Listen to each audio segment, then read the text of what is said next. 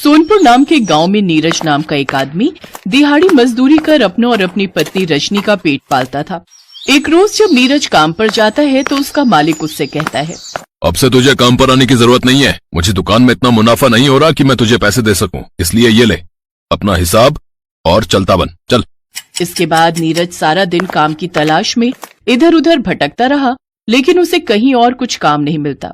शाम को वो जब घर लौटता है तो उसकी पत्नी ने उसकी मनपसंद अंडा बिरयानी बनाई थी, लेकिन नीरज बिना खाना खाए ही सोने चला जाता है। ये देखकर रजनी उससे कहती है, सुनिए, आज आपकी मनपसंद अंडा बिरयानी बनाई है, आपने वो क्यों नहीं खाई? मेरी नौकरी चली गई और तुम्हें अंडा बिरयानी की पड़ी है। अब काम नहीं होगा तो घर कैसे चलेगा? आप खाने पर गुस्सा क्यों निकालते हो जी? काम आज नहीं तो कल मिल जाएगा। चलो उठो, अब ये गर्मा गर्म अंडा बिरयानी खा लो। नीरज को भूख लगी थी, इसलिए वो बिरयानी खाने बैठ जाता है। बिरयानी खाते ही नीरज रजनी से कहता है, वाह रजनी, तुम्हारे हाथों की अंडा बिरयानी में तो कमाल का जादू है।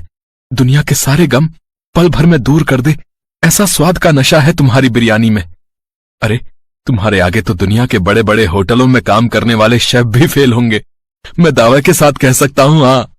अपने पति के मुंह से ये बात सुनकर रजनी को एक आइडिया आता है और वो नीरज से कहती है, वैसे कह तो आप सच रहे हैं, मेरे मायके में भी सब मेरे हाथ की अंडा बिरयानी की तारीफ करते नहीं थकते थे।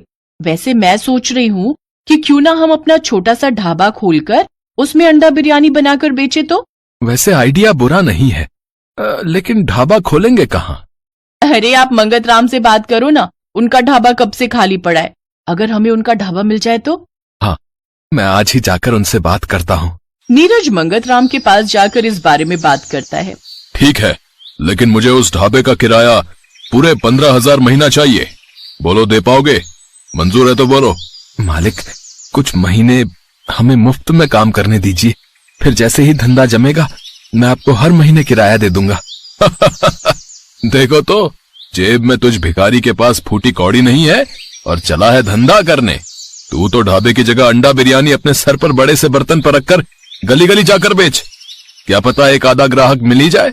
नीरज उदास होकर वहां से चला जाता है। रास्ते में लौटते वक्त उसे एक पुराना सा टूटा फूटा ठेला दिखता है। उस ठेले को देख नीरज को एक आइडिया आता है। क्या हुआ जी, कुछ बात बनी क्या? मिल गया ढाबा? हाँ, ये देखो हमारा चलता फिरता ढाबा।